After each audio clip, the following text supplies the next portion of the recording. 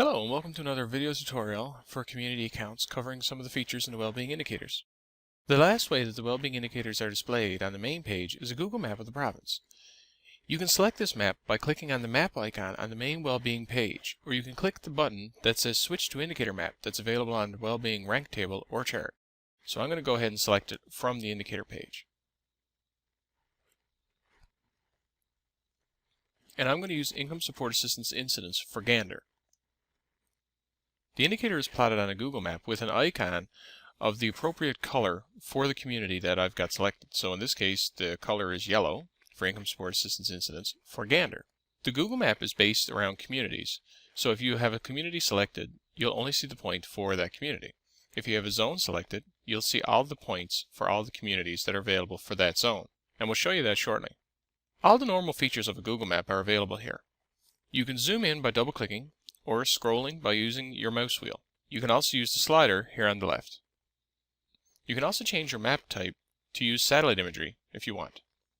The Google map by default will open centered on the region that you have selected. So in this case, the map was centered on the central region of the province showing Gander. If you click any of the markers, you'll get an info window pop-up, which will give the name of the community, the year, the indicator, and the value of that indicator, as well as a link to the Wellbeing Indicator chart that we showed in the last video for this particular indicator for that particular community.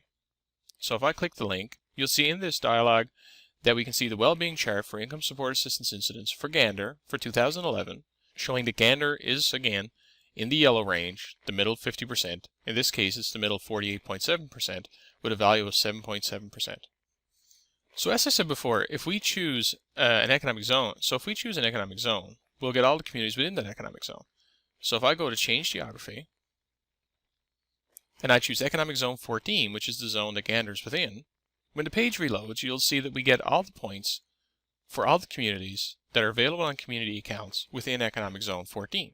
Each of these points, again, can be clicked to get the information, the value, and the link to the appropriate Wellbeing chart. We can also change the indicator and year in this particular feature. So, for example, if I wanted to look at 2010, and this time look at employment insurance incidents, the map that loads will still show the communities of Economic Zone 14, so it will remember my geographical selection. But now the colors of the markers have changed to represent the indicator values for employment insurance incidents as opposed to income support assistance incidents.